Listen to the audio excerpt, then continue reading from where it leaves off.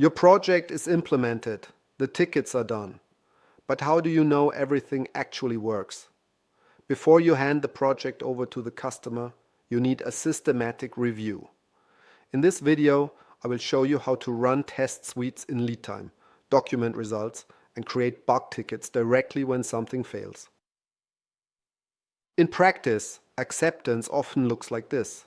Someone clicks through the result, finds a few things, writes an email, someone else finds different things. In the end, nobody knows what was actually tested and what was not. Test suites in Leadtime make the acceptance process reproducible. Every test case has clear steps and an expected result. The evaluation is documented. And when something does not pass, a bug ticket is created directly with the correct project assignment. This protects you in two ways. You can show the customer that everything was tested systematically, and you have traceable documentation if there are discussions later.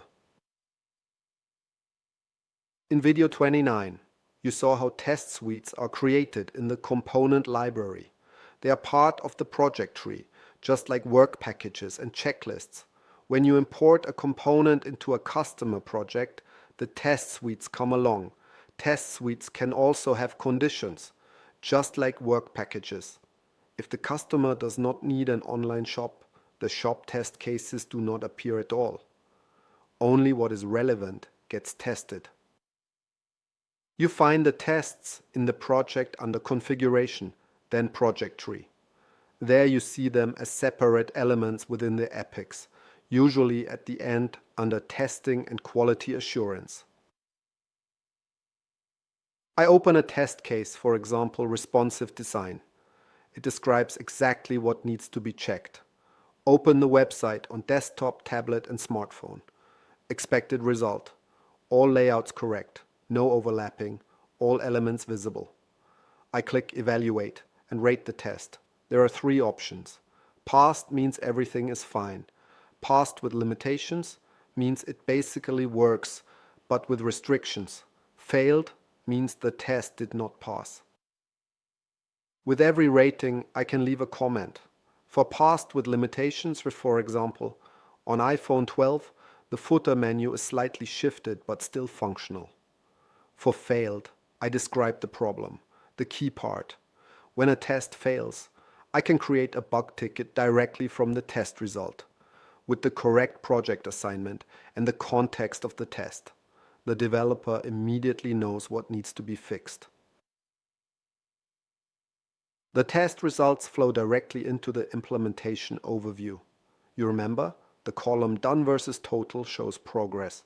For test suites, this means how many test cases have been evaluated and how many are still open. This way, you keep track of the entire acceptance process.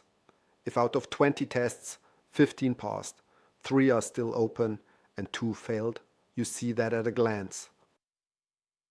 The bug tickets from failed tests appear in the regular ticket system. Your team works on them, and after the fix, you run the test again. This cycle repeats until all tests pass. When all tests have passed, you have a complete documentation of the acceptance. Every test case with result, comment, and timestamp. This is your foundation for the formal project acceptance with the customer. In practice, you invite the customer as a guest user and review the test results together. The customer can leave their own comments and confirm tests. This makes the acceptance transparent and traceable for both sides. Together with the specification, you now have a clean cycle. The specification defines what should be built. The test suites verify that it was built. Both reference the same project tree. Test suites make project acceptance systematic and documentable. Clear test cases, reproducible results, direct bug tickets when something fails. Together with the specification, you have a complete quality process. In the next video, I will show you project billing, how to invoice your completed project, set up recurring payments, and analyze the financial results in the insights.